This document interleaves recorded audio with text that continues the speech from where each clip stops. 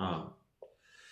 ओम जय जय जय नमोस्तु नमोस्तु नमोस्तु नमो अरियंताणं नमो सिद्धाणं नमो आर्याणं नमो ज्ञानं नमो लोय सर्वसामणं मंगलम भगवान वीरो मंगलम गौतमो गणिमंगलम कुंदकुंदाद्यो जयंधर्मोऽस्तु मंगलम सर्वमंगलमांगल्यं सर्वकल्याणकारकं प्रधानं सर्वधर्माणां जयनं जयतु शासनं जयनं जयतु शासनं नमः समय साराय स्वानुभूत्या चकास्ते चित्स्वभावाय भावाय सर्वभावान्तर्चिते वन्दितु सर्वसिद्धे धुनो शर्मणो मम गतिं पत्ते वोच्चामि समय पावनमणिमो सुखे विडीफणिनम्।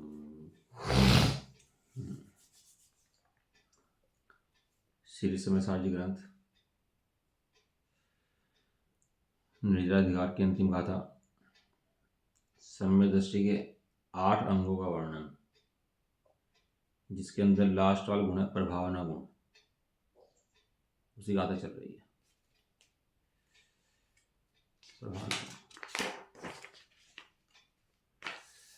जयचंद जी का छावड़ा जी का बाहर चल रहा था इसके अंदर, और अपन लोग इसके अंदर आ गए थे। यहाँ पर पेज नंबर 360। एक बार गाथा पढ़ लो। हाँ गाथा सही है। एक सेकंड।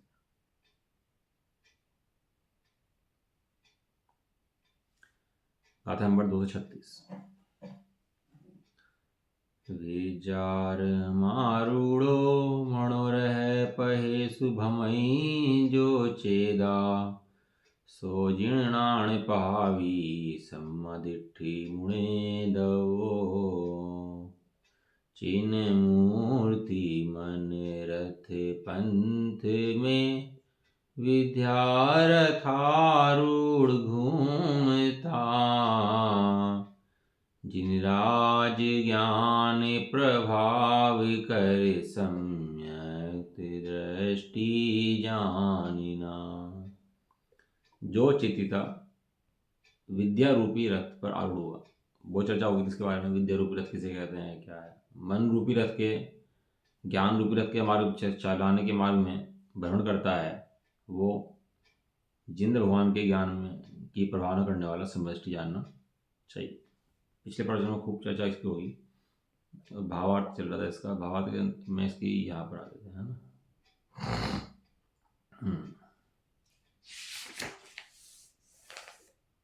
जब क्या है कि जो भी यहाँ पर भेद कथन है, भेद रूप कथन है, उनको सबको अभेद रूप जानना चाहिए। कथन करेंगे भेद से और समझना है अभेद को। जितने कथन जोड़ने में आएंगे भेद से क्यों करते हैं, समझाते हैं भेद से। अब 8 अंग हैं सम्यक दृष्टि के, है ना। लेकिन सम्यक दृष्टि 8 प्रकार का ऐसा प्रकार नहीं है। एक ही सम्यक दृष्टि के 8 अंग हैं। जैसे शरीर है, शरीर के अंग हैं, हाथ है, नाक है, कान, 8 अंग होते हैं ना मुख्य शरीर के। तो शरीर के 8 अंग है, तो शरीर के 8 अंग होने पर भी शरीर कितना है? शरीर तो एक ही है, लेकिन बिना अंगों के शरीर नहीं हो सकता, ये बात भी सही है। और अंग है सो शरीर नहीं है, ये बात भी सत्य है। तो अभेद भी है और भेद भी है, दोनों प्रकार समझना चाहिए। अब भेद कथन समझाने के लिए है, लेकिन वस्तु क्या है? वस्तु अभेद है। आया ना उसमें स्वामी के प्रश्न में, नियम सारणी में आया कि आवश्यक 6 नहीं है, आवश्यक तो एक है, परम आवश्यक। 6 आवश्यक है ना राजों के, या अपने भी ले लो कि भाई आवश्यक आदि हैं, अपनी सब चीज़ें हैं। तो कितने आवश्यक हैं? 6 आवश्यक। ठीक है। परम आवश्यक क्या है? करने में योग्य कार्य क्या है? करने योग्य, एक मिनट बोलना जरा। आवश्यक का कर्म सबका, सब में परम आवश्यक कौन सा काम है? आवश्यक तो है, ठीक है, सामायिक करें, प्रतिज्ञा सब करने चाहिए, है ना, पूजा है, पाठ है, सब काम करने चाहिए। लेकिन किसके लक्ष्य से काम होते हैं सारे के सारे? किसके लक्ष्य से? आत्मा अपने ध्रुव। एक सज्जन व्यक्ति है, अब सज्जन कह दिया, ये काफ़ी है। अब कहते हैं वो सज्जन कैसा है? कहने लगे जी पूजा करता है, वो डेली पाठ करता है, डरता झगड़ता नहीं है, अच्छे से रहता है। एक नाम दे सज्जन है भैया उसका, है सज्जन, सतजन है, सज्जन कह दिया उसको। ऐसे ही यहाँ पर क्या है कि एक आत्मा के लक्ष्य से सारे काम हो जाते हैं। जिसने एक आत्मा को साध दिया उसके सारे काम सद गए। एक है साधे सब सधे, सब साधे सब जाए। एक के लक्ष्य से सारे काम सज जाते हैं, और एक नहीं साधा तो कुछ नहीं सद पाता। इसलिए एक तरफ बाजू राम, एक बाजू आत्मा राम है। जिसने आत्मा नहीं जाना उसने कुछ नहीं जाना। जाना नहीं आत्मा, ज्ञानी हुए तो क्या हुए। जाना नहीं आत्मा, पंडित हुए तो क्या हुए। जाना नहीं आत्मा, मुनि हुए तो क्या हुए। जाना नहीं आत्मा, ध्यानी हुए तो क्या हुए। हैं क्या, जब तुमने आत्मा ही नहीं जाना तो कुछ भी नहीं हुए। गाता लिख दिया चला देना। मम ज्ञान में है आत्मा, दर्शन चरित में आत्मा, है योग संवर और प्रत्याख्यान में भी आत्मा। प्रतिक्रमण कर रही है हम तो। क्या प्रतिक्रमण कर रहे हैं कि मैंने पाप करा था भैया और अब हम पाप नहीं करेंगे। बैठे प्रतिक्रमण का पाठ पढ़ लिया, आलोचना पाठ पढ़ ली हैं। अरे भैया तूने अपने को आत्मा देखा कि नहीं देखा, तो ये बता। गाथा है चाहते कि मेरे ज्ञान में आत्मा, दर्शन में आत्मा, चारित्र में आत्मा, योग में आत्मा, प्रत्याख्यान में आत्मा, संवर में आत्मा। तो क्या कहें, सब जगह उन्हें आत्मा ही आत्मा दिखाई देता है। और हम ऐसे मूड मोही अंधे हैं कि हमें आत्मा नहीं दिखता, बाकी सब दिखाई देता है। प्रतिक्रमण है, आलोचना है, प्रत्याख्यान है, सब है कि नहीं है। सबके अंदर क्या दिखता है वहाँ शुरुआत आत्मा से होती है उन सब कार्यों की। कोई भी बड़े से बड़ा पाप हो, कितना बड़ा से बड़ा पाप कर ले कोई, सत्यव्यसनी भी हो, एक आत्मा में बैठ जाए, आत्मा की याद कर ले, सारे जो कर्म किए ना उसका विध्वंस हो जाता है उन सब पापों का, सबका विध्वंस। एक किसके आश्रय से, एक आत्मा के आश्रय सारे पापों का विध्वंस। कितना बड़ा पाप हो, आत्मा से बड़ा कोई है ही नहीं इसके अंदर। मतलब आत्मा से बड़ा पाप नहीं, आत्मा से बड़ा उसको रोकने वाला, उसको तोड़ने समझ कोई चीज ही नहीं है। और आत्मा को याद ना करे, पाप को तोड़ता रहे तो पाप नहीं टूटते। और आत्मा को याद करने सारे पाप टूट जाते हैं, सारे गुण प्रकट हो जाते हैं उसके अंदर। इसलिए कहा सज्जन। सज्जन कौन है, जो आत्मा को देखे, आत्मा का ध्यान करे, आत्मा को भाए ध्याए, सो तो सज्जन। और जो आत्मा को ना ध्याए ना भाए वो दुर्जन। सज्जन नहीं है वो कोई भी हो। बाहर का त्याग नियम की बात नहीं है कि बाहर में कौन बैठा क्या बैठा, बात ये नहीं है। वैसे कहते हैं तुझे अपनी पता है कि नहीं पता है।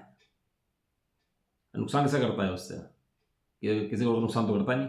किसका नुकसान करता है, अपने नुकसान कर लेता है, अपने हाथ पे काट लेता है।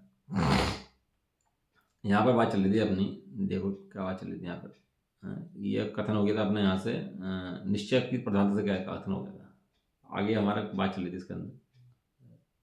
रथ घुमाया था प्रभावना के लिए, भगवान का सब काम हुए थे। ये सभी गुण उसके प्रतिपक्षी दोषों द्वारा जो कर्मबंध होता था उसे नहीं होने देते। यानी निशंकित के सामने कौन खड़ा है, शंका। निकांक्षित के सामने क्या खड़ा है, कांक्षा। निर्विचिकित्सा के सामने विचिकित्सा, है ना। ऐसे एक एक उनके सामने एक एक दोष खड़ा हुआ है। दोष के अभाव में गुण प्रकट हुए हैं, एक एक दोष का भाव होता गया। तो जो दोषों से कर्मबंध होता था, दोषों का भाव हो गया, तो अब उसके कर्मबंध भी नहीं होता। अब जब अपराध नहीं करता सजा क्यों मिलेगी, ये बताओ। सजा किसे मिलेगी, सजा तो अपराधी को मिलेगी ना, जो अपराध करेगा। जो अपराध नहीं करता वो निशंक घूमता है, देखो सामने पुलिस वाला आ जाए कोई तो कौन डर के भागेगा। अपराधी लगेगा। और जिसने अपराध न करा वो डरेगा, वो कुछ वो निशंक रूप से खड़ा रहता है। ऐसे जो 8 शंकादि दोष करेगा वो कर्म से बंधेगा, वो डरेगा। मरते समय कौन डरेगा, मरते समय कौन चिंता करेगा, जो अपराधियों का वो चिंता करेगा, जिस अपने आत्मा देगा वो चिंता करेगा। इसलिए उपाय का विचार करता है, क्या उपाय है इसका। और इन गुणों के सद्भाव में चारित्र मोहनीय के उदय रूप शंकादि प्रवृत्ते हैं। यदि ये गुण प्रकट हो गए और चारित्र मोह के उदय में कदाचित शंकादि भी प्रवृत्त जाए, कोई शंका उत्पन्न हो जाए, है ये मुनि हमारे यहाँ बैठा है, पता नहीं चोरी करता ही नहीं करता, समझ नहीं आ रहा, पैसा काम घटता जा रहा है हमारे यहाँ, कहीं तो कुछ है। मुनि चोरी कर रहा, काम वाले घर में आती है, पैसे रखे थे, पता नहीं चोरी कर ली, क्या हुआ है। शंकादि हो सकती है, तो भी उसको शंका तत्वों के संबंध में नहीं है। यहाँ शंका का मतलब किसे लिया, तत्वों के संबंध में शंका, तो भी उनकी शंकादि की निर्जरा ही हो जाती है, नवीन बंध नहीं होता। क्योंकि बंध तो प्रधानता से मिथ्यात्व के अस्तित्व से ही कहा जाता है।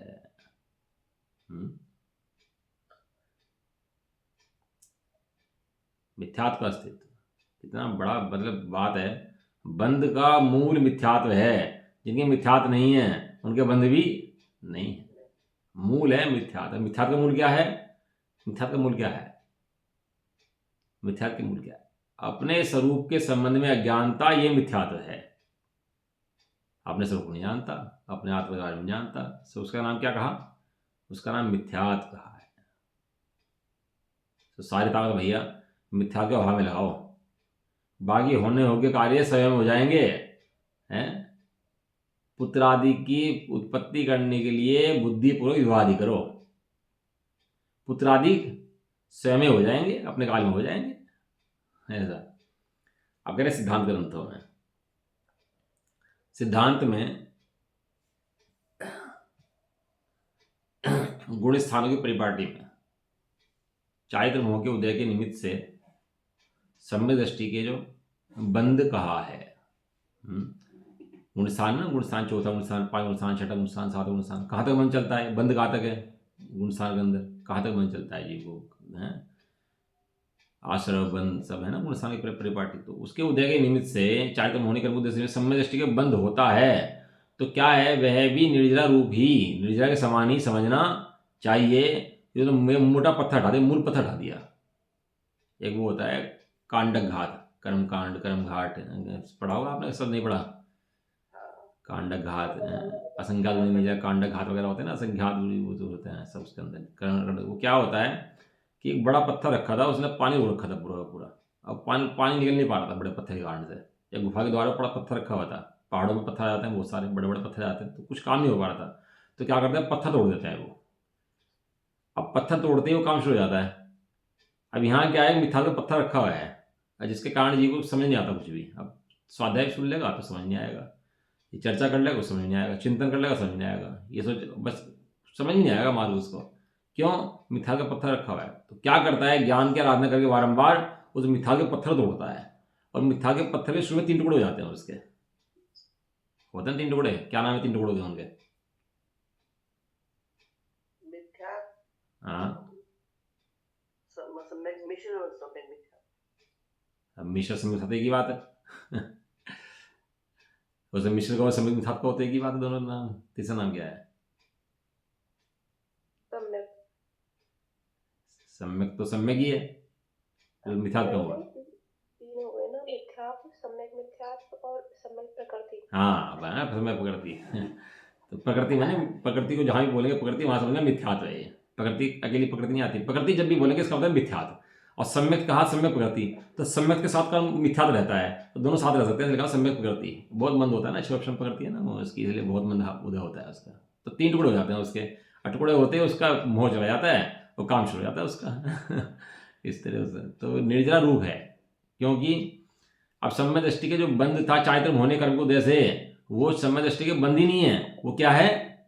निर्जरा है। गाथा याद करो, कुछ मोह वो मेरा नहीं, बस एक ज्ञायक भाव में, इस ज्ञान को ज्ञायक समय के, मोह निर्ममता कहें। मोह का ममत्व क्या मतलब? मोह निर्मम हो गया। निर्मम कैसे हो गया? कि ये मेरा नहीं है, ऐसे जानती। अब चारित्र होने के उदय में राग आदि भी हैं, लेकिन अपने स्वरूप को जानता है, लेकिन उससे उसको बंद नहीं होता, किंचित बंद होता है, उसको बंद की कैटेगरी में यहां पर नहीं लिया है। समय दृष्टि के पूर्व मिथ्यात्व के उदय कारण से कर्म बंद खिल जाता है, उसी प्रकार नवीन बंधा हुआ कर्म भी खिल जाता है। उसके उस कर्म के स्वामित्व का अभाव होने से वह आगामी बंद नहीं है, किंतु निर्जरा ही है। देखो, बंद का मूल है स्वामित्व। बंद का मूल क्या है? स्वामित्व। अब क्या हुआ कि एक प्रॉपर्टी थी हमारे पिताजी दादा प्रॉपर्टी थी, उन्हें रह रहे थे, हम भी रहना शुरू कर दिया उस प्रॉपर्टी के अंदर। अब हम रह रहे हैं आराम से, कोई दिक्कत नहीं है उस प्रॉपर्टी के अंदर, है ना। लेकिन प्रॉपर्टी थी किसी और की। अब एक दिन भाई वगैरह कागज ले आया आपने कि ये प्रॉपर्टी तो भाई साहब मेरी है, ये प्रॉपर्टी आपकी नहीं है। लेकिन हम पहले से रह रहे आ रहे थे, देखते आ रहे थे कि प्रॉपर्टी तो हमारी है, हम लड़ पड़े कि नहीं भाई साहब प्रॉपर्टी तो हमारी है। अब कोर्ट में केस चला, उसने फाइल कर दिया कोर्ट में केस, कोर्ट में बहस चली, उसने कागज दिखाए, पेपर दिखाए, अपनी वो दिखाई जागीरत है, खतौनी दिखाई, सब दिखाए। तो कोर्ट ने कह दिया hence proved this is not your property, this property belong to this person, कह दिया हैंस प्रूव्ड। अब उसमें प्रॉपर्टी जब केस फाइल हुआ, उसने बैठा और कब्जा करे जा रहा, अब कोर्ट का आदेश हो गया, तो छोड़नी पड़ेगी। क्यों छोड़नी पड़ी? हम तो अपनी मान रहे थे, क्योंकि भाई तो अपनी मानने से तेरी अपनी नहीं होगी, उसके कागजात किसी और के नाम पे थे। ऐसे यहाँ पे जो गुण पढ़ा है ना, शाम को जो गुण पढ़ा रहे द्रव्य जीव गुण पुत्र गुण, तो पता लगता है जिस प्रॉपर्टी तू कब्जे करे बैठा है वो प्रॉपर्टी किसी और की है, छोड़नी तो पड़ेगी भाई, ना छुटाया तो हो नहीं सकता। ये तो कर्म का स्वामी स्वामी स्वामी मानता है अपने को, अपने ज्ञान का स्वामी है कि तू कर्म का स्वामी है, हैं? तो अपने शुद्ध जीवास्तिकाय का स्वामी है कि ऊपर का स्वामी है? ऐसा नहीं है तो दीनहीन गरीब है और दूसरे पुत्र का महल खड़ा हुआ है, ऐसा नहीं है। ज्ञान का तेरा महल है, चैतन्य महल है, और तू पुत्र में अपनापन करता है। स्वामित्व का भाव होने से आगामी बंध रूप नहीं है किंतु निर्जरा रूप ही है। जैसे कोई पुरुष दूसरे का द्रव्य उधार लाया हो तो उसमें उसे ममत्व बुद्धि नहीं रहती। वर्तमान में उस द्रव्य से कुछ कार्य कर लेना हो तो वह करके पूर्व निश्चय अनुसार नियत समय पर उसके मालिक को दे देता है।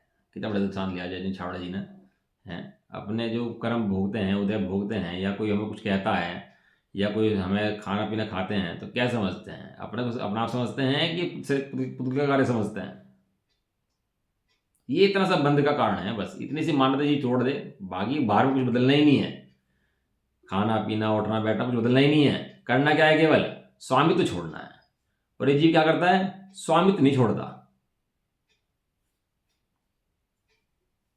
वो मालिक से उधार ले लेता है, और जब मालिक मांगता है तो उसको दे देता है। नियत समय के आने तक वह द्रव्य उसके घर में पड़ा रहे तो भी उसके प्रति ममत्व नहीं होने से उस पुरुष को उस द्रव्य का बंधन नहीं है। और उसको अपना मान ले तो, अपनी मालिकत हो जाए तो क्या होगा? तो चोर कहलाएगा। अब मुनीम बताओ कैसी बातें करता है सेठ जी से। अब वो पैसा लेना हो किसी से तो मुनीम क्या बोलता है? भाई साहब मेरा पैसा है, मेरा पैसा दोगे नहीं दोगे? बोलते नहीं बोलता मुनीम है? और सेठ जी से लड़ पड़े जाकर के, कहले सेठ जी को व्यापार मत करना, ऐसे नुकसान बहुत है, मेरा बहुत नुकसान हो जाएगा इसके अंदर। ऐसे शब्द बोलता हुआ भी उसके अंदर में क्या है कि पैसा मेरा है। पैसा सेठ का ही। वो कह रहा है मेरा पैसा दे, मेरा पैसा ले, उसे तो अपनी तनख्वाह के 10-20 हज़ार से मतलब है। करोड़ों रुपए का धंधा सेठ का है, जानता है करोड़ों रुपए से मेरा मतलब नहीं है। वो बातें करे कैसे भी, लेकिन बंधन कहां से है? बंधन स्वामित्व से है। और यदि इस करोड़ रुपए के अंदर स्वामित्व पैदा कर ले कि ये करोड़ रुपए सेठ जी के नहीं है, ये तो मेरे है, तो टोड़ा में लिखा गुमास्ता चोर कहलाए। गुमास्ता माने मुनीम, चोर हो जाएगा तुरंत ही। वो उसको द्रव्य का बंधन नहीं है, यदि वो ईमानदार है, रखे है, कोई दिक्कत नहीं है। वह उसके स्वामी को दे देने के बराबर ही है। वो वहां रखा है कि वो उसके स्वामी के पास है, दोनों एक ही बात है। ऐसे कहते हैं पराई स्त्री और पराया धन, दोनों पर कभी भी नजर नहीं चलाओ, क्योंकि वो मालिकियत किसी और की है, वो तेरी मालिकियत नहीं है। इसी प्रकार ज्ञानी कर्म द्रव्य को पराया मानता है। अब अज्ञानी इसको उल्टा कर दो, अज्ञानी क्या करता है? अज्ञानी कर्म द्रव्य को अपना मानता है, इसलिए उसे उसके प्रति महत्व नहीं होता, अतः उसके रहते हुए भी वह निर्जर हुए के समान ही है, ऐसा जानना चाहिए। ये तो भाई साहब केवल एक मिथ्या श्रद्धा इधर रख दो, आप मिथ्या श्रद्धा इधर रख दो, दूध का दूध और पानी का पानी हो जाएगा। मिथ्या श्रद्धा का सारा खेल है जो संसार में नचाती है, घुमाती है। एक समय की मिथ्या श्रद्धा की पर्याय जीव पूरा बैठा अनंत गुणों का भंडार पिंड पढ़ रहा था शाम अपन लोग, और एक समय की मिथ्या श्रद्धा का परिणाम परमापन कराता है और पूरा का पूरा कर्म बंद से करा देता है। दिमाग तो अपराधी के अंदर ही बहुत है, जो अपराधी करते हैं ना, साइबर क्राइम वगैरह करते हैं, सब करते हैं, दिमाग कम है उनके अंदर है, ये चलता कायम है नेगेटिव। ये चोर हैं, आतंकवादी हैं, ये सब दिमाग कम है क्या इनके अंदर, सारों के अंदर? लेकिन दिमाग चलता कहाँ है इनका? नेगेटिव। और नेगेटिव दिमाग चलने से अपराधी बन जाता है, और वही दिमाग पॉजिटिव चले तो इनाम का पात्र बन जाए वही जीव, वो सरकार भी इनाम दे उसको, है। सारा खेल भैया ज्ञान और ज्ञान का है।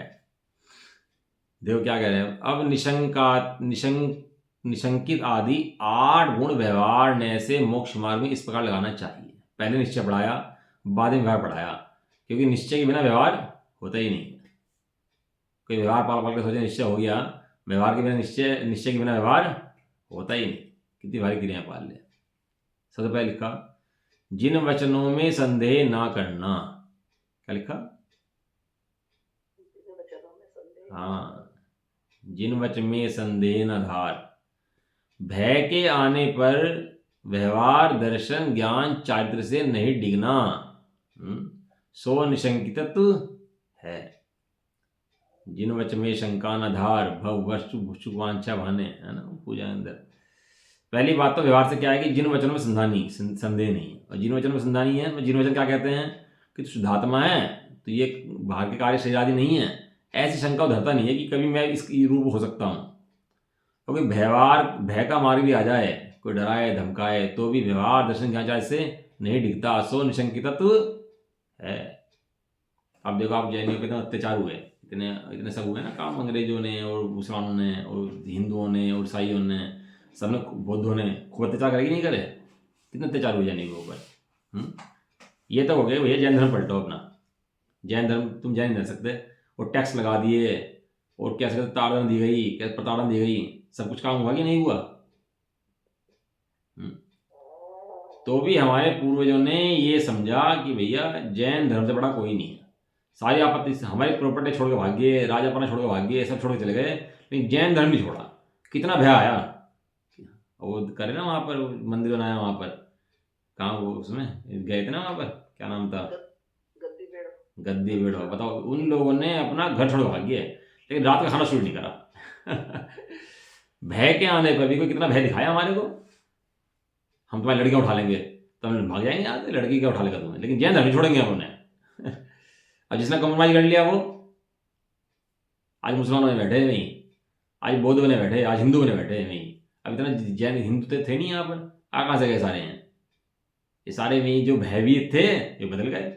लेकिन हमारे पूर्वजों ने ऐसा धारण करा कि नहीं भैया सब छूट जाए, मेरा जैन धर्म न जाए। हाँ, ऐसी ऐसी भावना से उन्होंने यहां तक लाके दिया हमारे को। माली है या ऐसे ही नहीं आ गया यहाँ तक। पिछले 1000 साल का इतिहास पढ़ोगे ना तो बहुत अत्याचार जैनियों पर हुए, इतने अत्याचार हुए हैं जैनियों को, बस इतने टैक्स लगाए, इतने सब पर टैक्स भी दे दिया, भाग भी गए, पिटे भी कुटे भी, सब काम हुए, लेकिन भय नहीं छोड़ा, भय नहीं किया।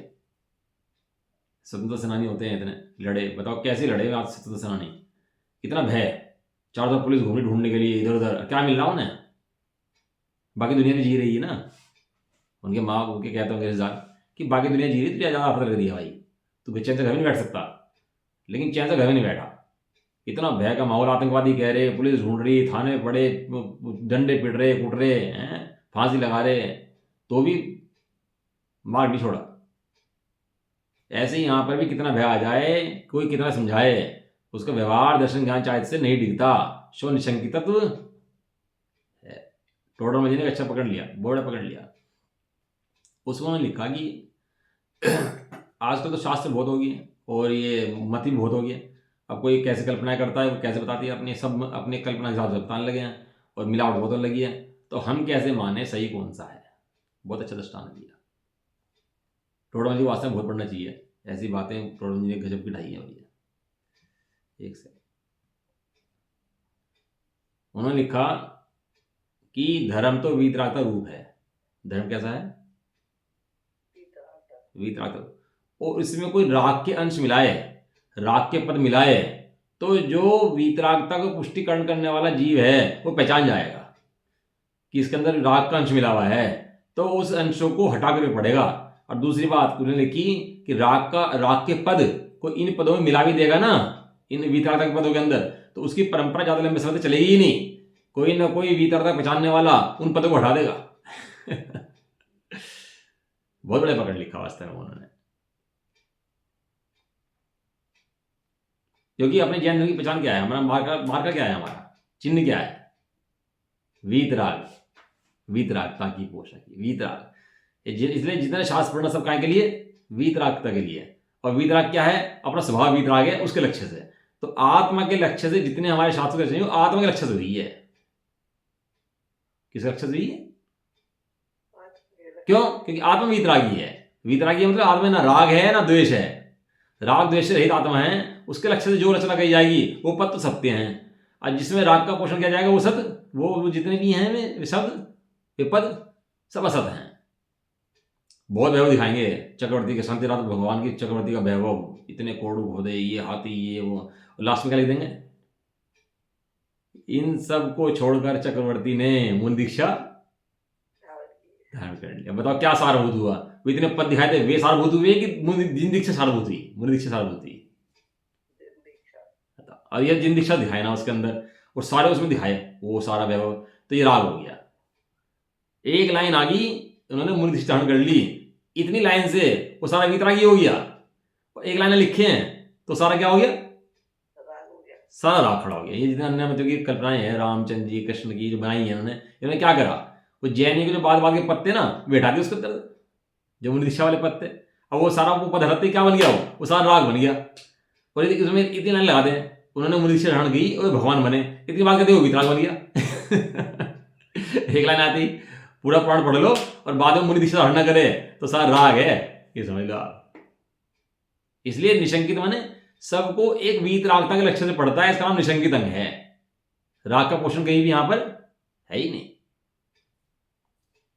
दूसरा, संसार देह भोग की वांछा से तथा परमत की वांछा से व्यवहार मोक्ष मार्ग से चलायमान नहीं होना सो निष्कांक्षित अंग है। अभी अपन लोग धर्म के, एक मिनट, अभी अपन लोग क्या है कि संसार देह भोग की वांछा के लिए धर्म छोड़ देते हैं अपना। कोई भी संसार का काम होगा, देह का काम होगा, भोग का काम होगा, हम तो मर जा रहे भैया, अब तो हम जिंदा ऐसा हो नहीं सकते, हम तो इच्छा हो रही है हमारे तो ऐसे जाना वैसे जाना, तो धर्म छूट जाएगा। लेकिन कह रहे कि संसार देह भोग की वांछा हो और परमत की वांछा हो, अन्य मतों की वांछा हो जाए, तो उससे क्या करता है, व्यवहार मोक्ष मार्ग से चलायमान नहीं होता, सो निष्कांक्षित अंग है। अपनी व्यवहार मोक्ष मार्ग क्या होता है पढ़ना तीसरी ढाल के अंदर। तीसरी ढाल जो है पूरी व्यवहार मोक्ष मार्ग को समर्पित है। शुरू का एक क्षण तो निश्चय का है और बाकी सारे क्षण उसके अंदर व्यवहार के हैं। ये जीव को रोग लगा है, किसका रोग लगा है, संसार देह भोग का रोग लगा हुआ है, इनमें सुख मानता है। लेकिन बारंबार अभ्यास के द्वारा पता लगता है संसार देह भोग के अंदर सुख नहीं है।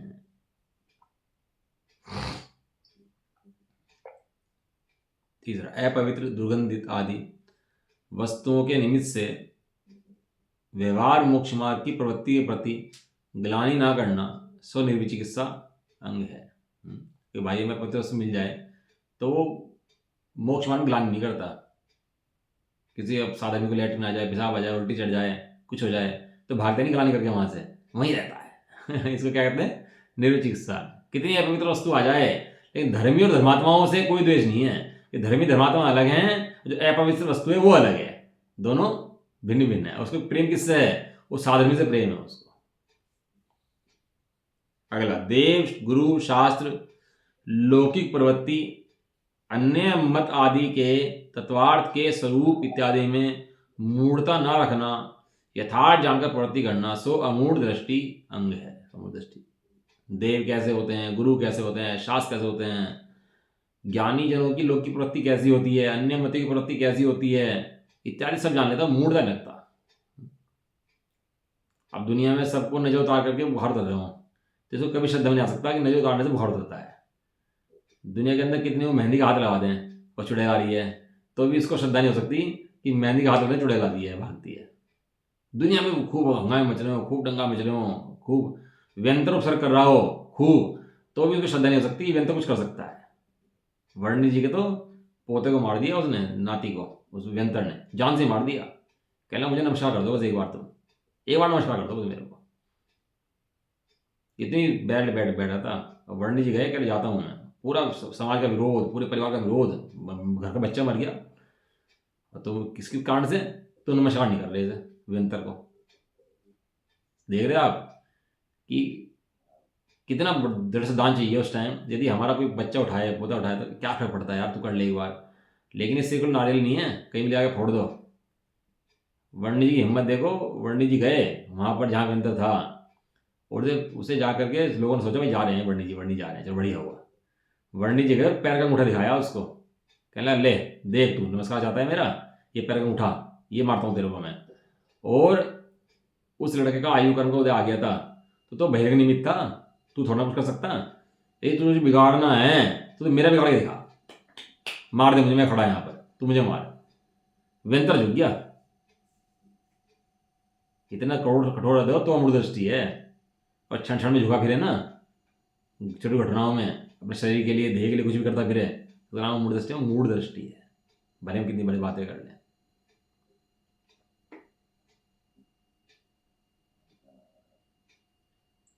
धर्मात्मा में कर्मोदय से दोष आ जाएं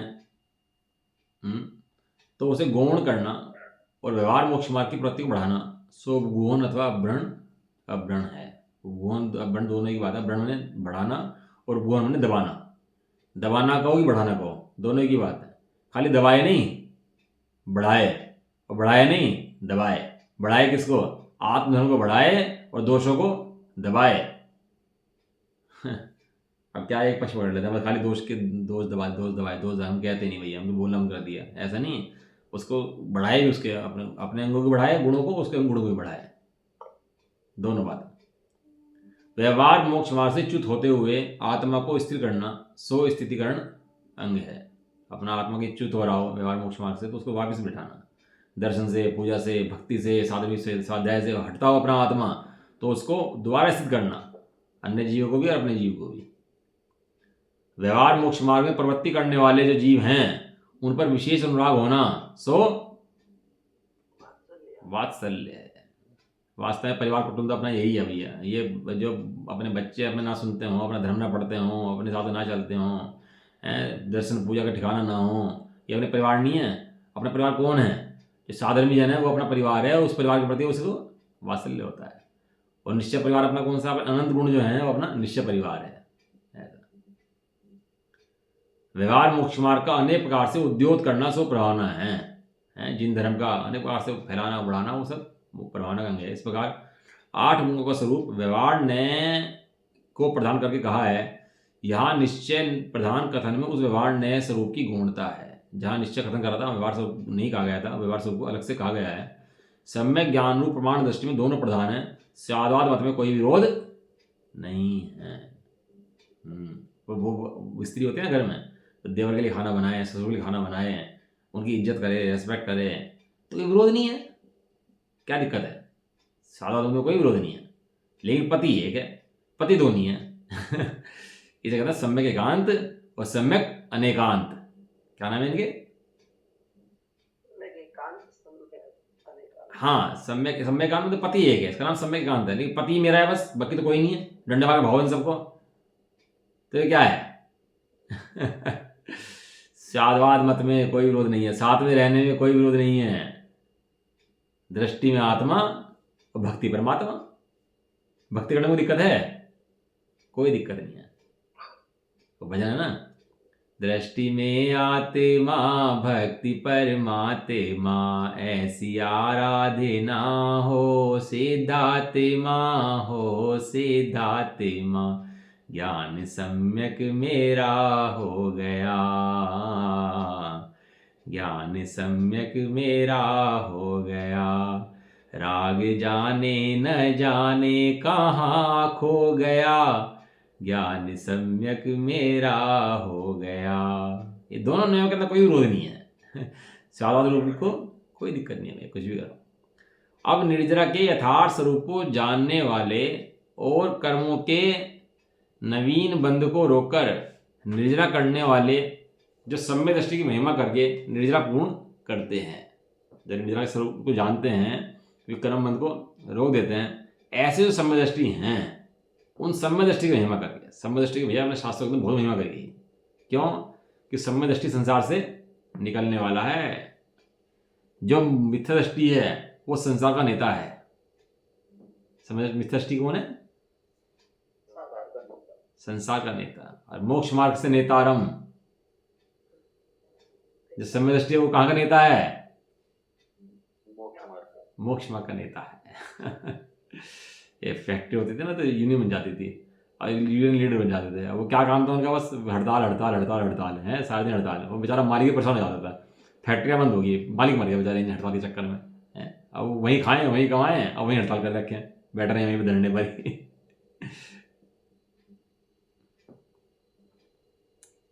नवीन कर्म बंद को रोककर निर्जा करने वाला श्लोक जो है, इसकी महिमा करते हैं। श्लोक कल पढ़ लिया, पढ़ तो समाधान भी है अच्छा। इसकी जैसे वो पढ़ लेते हैं जिसने जाके, ठीक है ना, वो रहेगी इसकी। पेज नंबर निकालो आप इसके अंदर, पेज नंबर कहाँ है,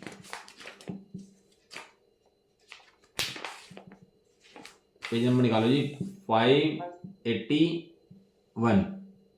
581 मिल गया। तात्पर्य टीका, जो चेतिता आत्मा शुद्धात्म तत्व की उपलब्धि स्वरूप विद्या रथ पर आरूढ़ होकर ख्याति पूजा लाभ भोग आकांक्षा रूप निदान बंध आदि विभाव परिणाम रूप द्रव्य क्षेत्र काल भव और भाव रूप 5 प्रकार के संसार के दुख के कारण शत्रु रूप मनोवेग को, चित्त की कल्लोलों को स्वयं स्वभाव सारथी के बल से दृढ़तर ध्यान खड़क से नष्ट कर देता है, वह जिन ज्ञान की प्रभावना करने वाला समदृष्टि मानना चाहिए, उसके अप्रभावना करत बंद नहीं होता, किंतु पूर्व संचित कर्मों की निश्चित रूप से निर्जरा ही उसके होती है। क्या है, जब भी जी हम धर्म आदमी लगते हैं ना, तो हमें कर्म पूर्व की आदत पड़ी कुटिया पड़ी है, ख्याति लाभ पूजा और भोग की। कोई हम धर्म कार्य करते हैं, दान देते हैं तो नाम हो जाए मेरा, कोई पढ़ाएंगे तो हमारा कोई व्यूअर बढ़ जाए, हमारे फॉलोअर बढ़ जाए, सब मतलब दृष्टि भारी बार डोलती है इसकी, कुछ भी हो दृष्टि इसकी क्या कहते हैं, भारी बार लौटता है, ये अंतर दृष्टि नहीं हो पाती इसको। तो कहते हैं कि उसको छोड़ करके, ऐसा निदान छोड़ करके, और 5 परावर्तन रूप संसार, संसार क्या है, 5 परावर्तन रूप द्रव्य क्षेत्र काल भव और भाव। अभी 5 परावर्तन रूप की क्लास लेंगे ना, वो अलग से पढ़ाएंगे इसको, क्योंकि इस चर्चा के अंदर पढ़ाने बैठ गए ना तो 1 घंटे क्लास अलग से चाहिए इसकी, इस समझाने के लिए। अब समझ में आ जाए ना, तो जीव वास्तव में सारे काम छोड़े पहले और कहे पहले तो मुझे ये कराओ भैया, आत्मा किसे कहते हैं, ये पढ़ने बैठ जाए। इसलिए उनके संसार के कारण रूप शत्रु रूप को, मनोवेग को, चित्त की कल्लोलों को, किसके सारथी, स्वयं स्वभाव का सारथी। सारथी कौन है इसके अंदर, अपना स्वभाव के बल से खड़क से, ध्यान खड़क से नष्ट कर देता है निदान बंध को, वह प्रभावना करने वाला समदृष्टि जानना चाहिए, और उसको अप्रभावना वाला बंध उसको नहीं होता और निर्जरा ही हो जाती। इस प्रकार संवर पूर्वक भाव निर्जरा को उपादान कारण रूप, संवर पूर्वक निर्जरा, निर्जरा 2 तरह की होती हैं, एक बिना संवर की निर्जरा, एक संवर पूर्वक निर्जरा। जो संवर पूर्वक निर्जरा होती है वो निर्जरा काम की है, और बिना संवर की निर्जरा काम की उसको कहते हैं अकाम निर्जरा। संवर सहित निर्जरा होती है उसको बोलते हैं सकाम निर्जरा। संवर सहित है, संवर सहित करो तब प्राणी मिले मुक्ति रानी, है ना। हाँ, तो दुल्हन है 2 दिन की सहेली, क्या है हाँ, इस दुल्हन की यही सहेली, जाने सब प्राणी है, हाँ जाने सब ज्ञानी। ये संवर पूर्व निर्जरा है, ये संवर के साथ निर्जरा सहेली है तो मोक्ष की, वरना निर्जरा तो सभी चली रही है, वो सहेली नहीं है। संवर पूर्व भाव निर्जरा को उपादान कारणभूत शुद्धात्मा अनुभव रूप शुद्ध नय को आश्रय करके निशंकाता आदि 8 गुणों का व्याख्यान करने की मुख्यता से 9 गाथाएं पूर्ण हुई। यहाँ निश्चय नय की मुख्यता से निशंकित आदि 8 गुणों का कथन हुआ।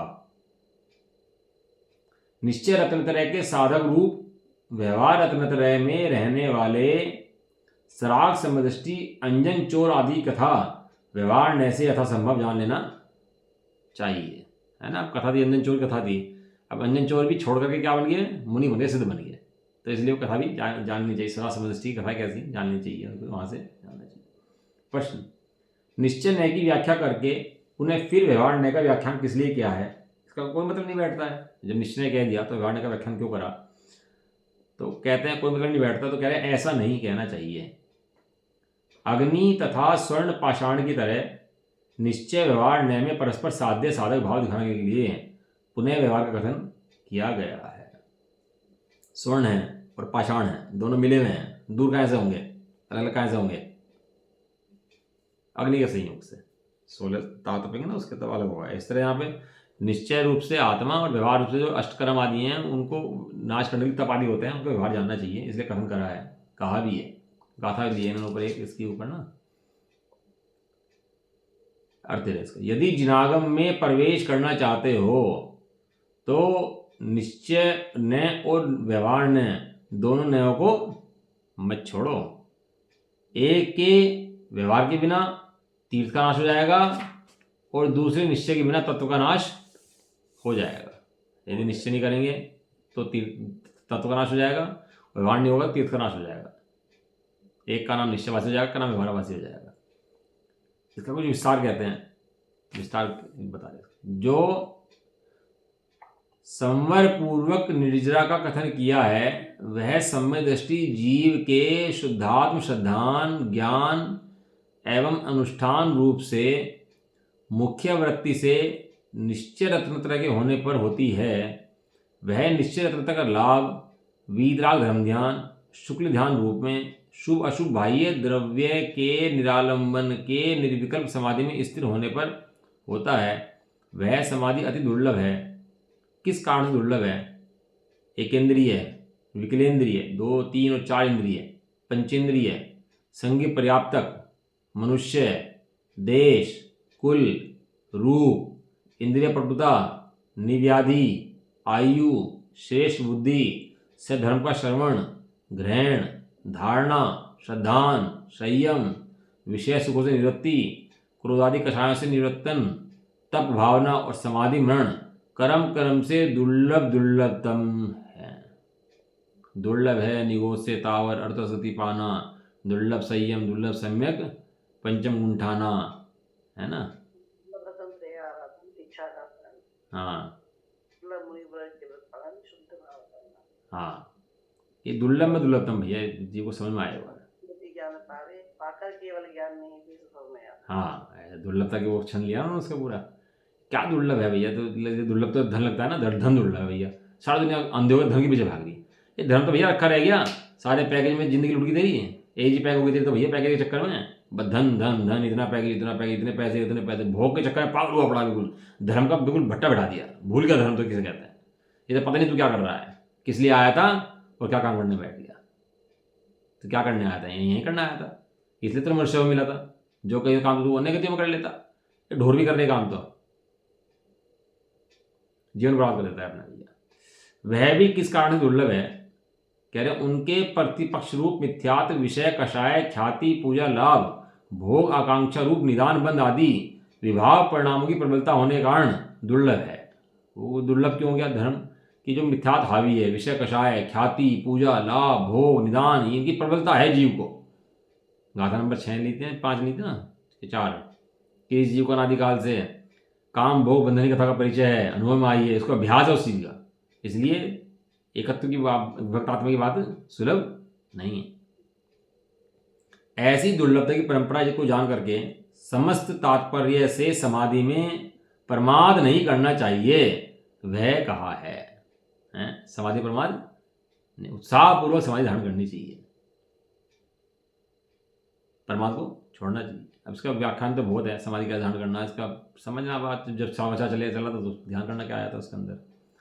श्लोकार्थ, उपयुक्त प्रकार से अति दुर्लभ रूप समाधि को स्वानुभव प्राप्त करके भी यदि मनुष्य प्रमादी रहता है तो वह बेचारा इस भयंकर संसार रूपी वन में बहुत काल तक भ्रमण।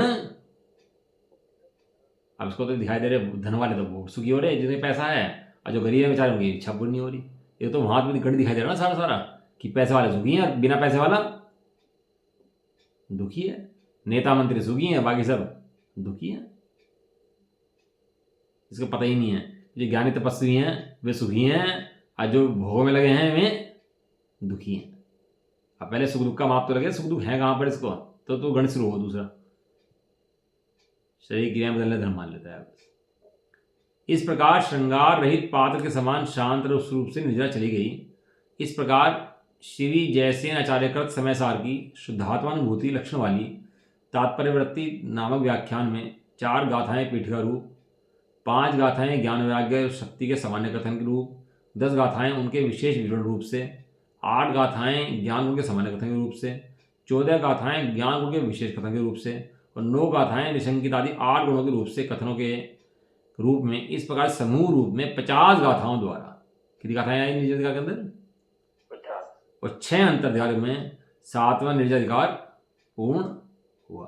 पढ़ने वाला आदमी हो तो वास्तव में स्टैंज बनाए, पहले बनाए, क्या वर्णन आया वो लिखे, वो समझे उनको क्या क्या वर्णन आचार्य देव ने करा है, कैसे डिवाइडेशन का करा है, तो सब कुछ समझे उनको, है ना। इसके बाद में लास्ट में एक छंद दिया, भेद ज्ञान सागु भयो समरस निर्मलनी धोबी अंतर आत्मा धोवे निज गुण चीर। 9 नंबर का छंद है समसा नाटक का। समय दृष्टि रूपी धोबी, भेद विज्ञान रूप साबुन और समता रूपी निर्मल जल से आत्मगुण रूप वस्त्र को साफ करते हैं। साबुन लगाना व्यवहार है और आत्मा का साफ होना वो निश्चय है, ऐसा। चलो जी, आज टाइम का लंबी होगी थोड़ी सी। कल जो कलश रह गया इसका, कलश कल पढ़ के इसको अध्याय को पूरा करते हैं। निज निधि निज में बत